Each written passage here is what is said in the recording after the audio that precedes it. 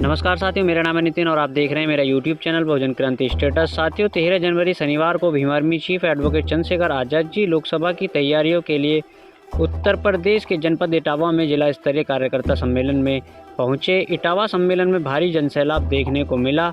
जिस हॉल में सम्मेलन था वह हॉल खचाखच जनता से भरा हुआ था। इसके बाद भीम आर्मी चीफ उन्नाव में जिला स्तरीय कार्यकर्ता सम्मेलन में पहुंचे। इस जिला कार्यकर्ता सम्मेलन में भी भारी भीड़ देखने को मिली। उन्नाव सम्मेलन में चंद्रशेखर जी ने अपने संबोधन में कुछ कहा है, आइए आपको सुनाते हैं और वीडियो को लाइक शेयर जरूर कर दें। धन्यवाद।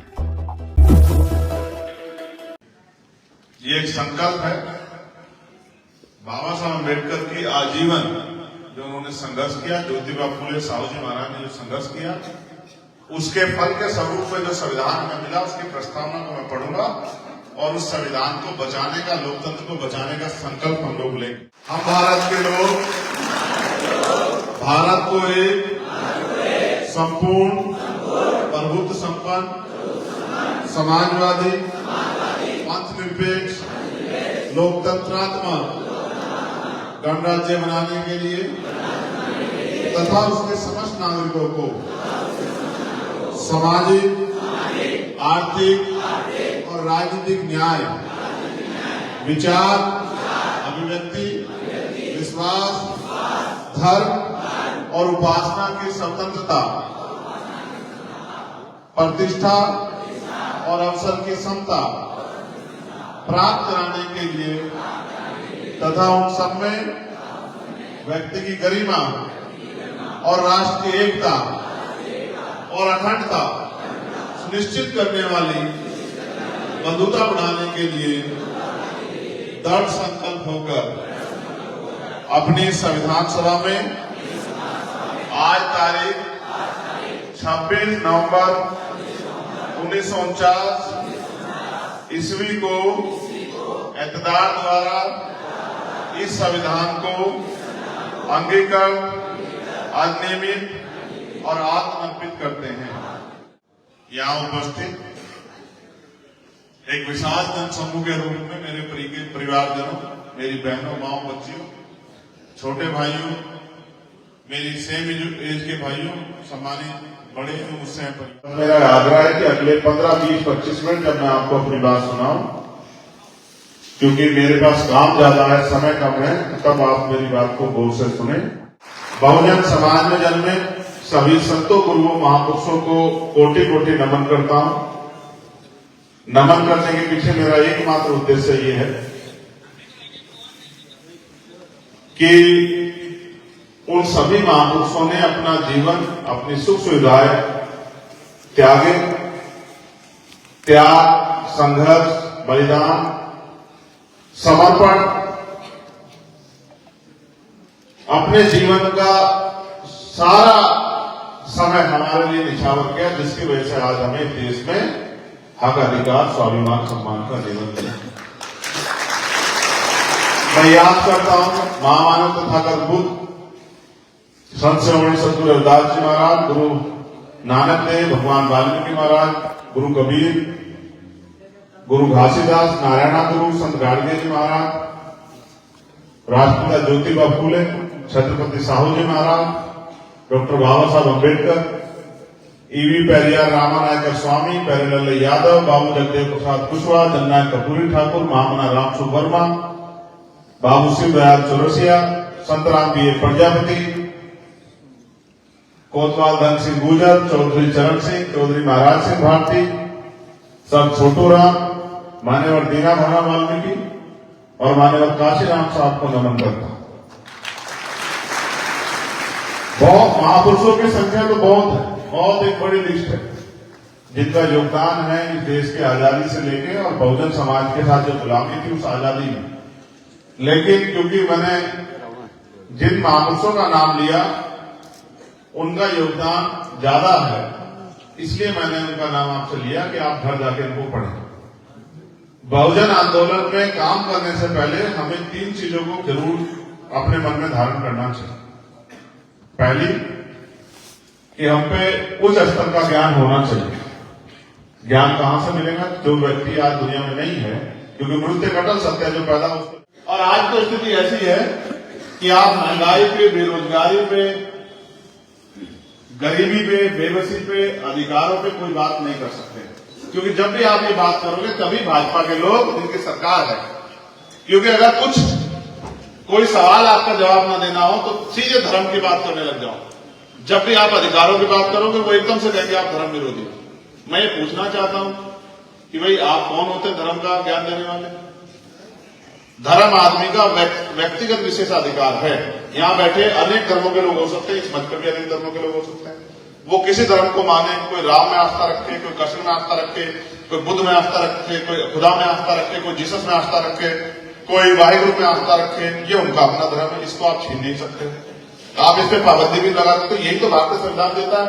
जैसे मैंने जो प्रस्तावना आपको पढ़ के सुनाई, अगर आपने उसको समझा हो, उसका एक एक शब्द जो है इस देश के हर व्यक्ति की सुरक्षा करता है और उसकी सुरक्षा सुनिश्चित करता है। जैसे संविधान कहता है कि उपासना की स्वतंत्रता, कि हर व्यक्ति को अपने धार्मिक आयोजन करने की स्वतंत्रता है, वो अपनी पूजा पाठ कैसे करे, चाहे कोई मंदिर मस्जिद में जाकर नमाज पढ़ के करे, चाहे कोई मंदिर में जाके अपना धार्मिक पाठ करके करे, चाहे वो चर्च में जाके अपने जो वहां के उनके ईश्वर खुदा है जीसस को याद करके करे। ये आजादी संविधान देता है, अवसर की क्षमता देता है कि चाहे वो किसान का बेटा हो या राष्ट्रपति का, उसको भी अवसर की क्षमता है। लेकिन पिछले कुछ समय में निजीकरण बढ़ा, बड़े बड़े स्कूल खड़े हो गए जिसकी फीस 5,000 रुपए, आपके यहां भी होगा कोई, आपके आसपास 5,000 रुपए फीस है, 10,000 रुपए फीस है। बड़े बड़े हॉस्पिटल खड़े हो गए जिनकी बड़ी बड़ी फीस है। अगर सिर्फ सांस का चेक कराने चले जाओगे तो 10,000 रुपए का बिल आ जाएगा, पर्चा लेके चले जाओगे तो 500 रुपए का बिल आएगा, पर्चा देखने का लेते थे।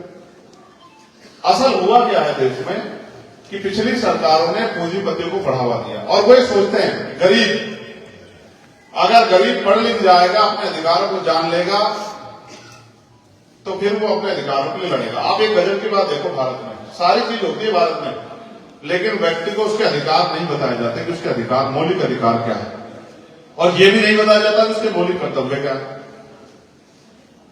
किन कर्तव्यों का निर्वहन उसको करना ही करना है, और ये भी नहीं बताया जाता कि उसके क्या मौलिक अधिकार है। जो बात मैंने आपको बताई, आप में से बैठे 90% लोग नहीं जानते होंगे कि इस देश में आपके मौलिक अधिकार क्या है। नागरिक शास्त्र के उसमें पढ़ाते थे, उसके बाद कहीं पढ़ाते नहीं, ना इस देश के संविधान को पढ़ाते। जिस देश में हर चीज संविधान में चल रही है, उस देश के नागरिकों को संविधान की जानकारी नहीं कि उनके अधिकार क्या है, उनके कर्तव्य क्या है, उनका क्षेत्र क्या है, उनकी उपलब्धि क्या है, उनका संरक्षण क्या है। पुलिस जिसे चाहे बिना FIR के अरेस्ट कर लेती है, क्योंकि लोग अपने अधिकारों से जागरूक नहीं। क्योंकि जब इनका बेटा बॉर्डर पर खड़ा होगा तो ये कोई भी पॉलिसी बनाने से पहले 4 बार सोचेंगे कि भाई मेरे बेटों को नुकसान, तो फिर ये कोई ऐसा काम नहीं करेंगे जिससे सेना के हमारे वीर जवानों की जान शहीद हो जाए। एक सबसे बड़ी समस्या ये है कि काम तो उतना ही ले रहे हैं, उतने ही घंटे ले रहे हैं। जैसे मजदूर करता है 8 घंटे काम करता है, और वही काम आप किसी दफ्तर में कर लो चपरासी का, उस चपरासी को 40,000 रुपये मिलते हैं, मजदूर को 400 रुपये मिलते हैं। तो मेरा ये मानना है, डॉक्टर बाबा साहब अम्बेडकर ने भी कहा, देखो हमारे लोग सीवर में भी जाते हैं, मर भी जाते हैं, सफाई का काम भी करते हैं और अन्य मजदूरी काम भी करते हैं। तो बाबा साहब अम्बेडकर ने कहा समान कार्य समान वेतन। अगर आप किसी से भी, हमारी माए बहनें भी खेतों में काम करती, कोई साइकिल से, कोई मोटरसाइकिल से, कोई गाड़ी से। जब हमारे महापुरुषों ने आंदोलन चलाया तो गाड़ियां भी नहीं थी, अब तो हम पे गाड़ियां। आज आपने मेरे स्वागत में 40,000 गाड़ियां लगाई, तो यानी कि इसका मतलब कुछ स्थिति तो बदली है। तो आंदोलन तो कमजोर हो गया। ऐसा होता है जब आदमी का पेट बढ़ जाता है तो उसका काम करने का मन वो लापरवाह हो जाता है। हमारे साथ ऐसा ही हुआ, जब हमें अवसर मिले, अधिकार मिले, तो हमारा कुछ लोगों का पेट भर, जिसका पेट भर गया वो घर में पड़ के सो गए, गरीब बेचारा सड़क पर लड़का। इसलिए मैं मानता हूं कि आपको अपनी लड़ाई में बहुत मजबूत से लड़नी पड़ेगी। आप छुआछूत से मुक्ति चाहते हैं, जाति के आधार पर जो भेदभाव उसको खत्म करना चाहते हैं, आप ऊंच नीच को खत्म करना चाहते हैं, आप अपनी गरीबी, बेबसी, लाचारी को खत्म करना चाहते हैं, आप बेरोजगारी पर लगाम कसना चाहते हैं, आप अपने बच्चों के लिए रोजगार चाहते हैं, आप अच्छे अस्पताल, अच्छे स्कूल चाहते हैं। और ये छोटा सा काम है, इसके लिए कुछ भी नहीं करना। पहले राजतंत्र में तलवार चलती थी, जब राजतंत्र रहता बंदूक चलती थी, तोप चलती थी, कोई घोड़े पे बैठ के लड़ता था, कोई जमीन पे बैठ के लड़ता था, कोई ऊंट पे बैठ के लड़ता था, हजारों हजार लोग राज चलता था, तब भी लोग लड़ते थे। आज तो कुछ भी नहीं करना है, बटन दबाना है, सही बटन दबा दो, राज आपके हाथ में। जिनकी संख्या ज्यादा होगी वो जीत जाएंगे। अब आप इस काम को भी नहीं कर पा रहे तो आप कितने अच्छे हो गए। देखो, प्रचार प्रसार नहीं है। एक तो अपने अंदर व्यवहारिकता पैदा करो। क्या पैदा करो? व्यवहारिकता। कैसी व्यवहारिकता? किसी से भी कोई कटु शब्द मत कहो। कैसे शब्द? कटु शब्द जो उसको बुरे लग सकते। अगर आप मित्र नहीं बना सकते तो दुश्मन पैदा।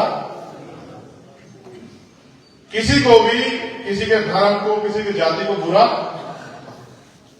आप अच्छे हो तो अपने बारे में बताओ।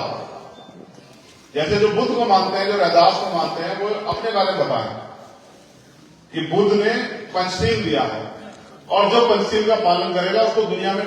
बहुजन समाज से जुड़ी ऐसी ही खबर पाने के लिए वीडियो को लाइक, कमेंट, शेयर और चैनल को सब्सक्राइब जरूर कर लें और बेल आइकन दबाना ना भूलें ताकि आपको नोटिफिकेशन मिल सके।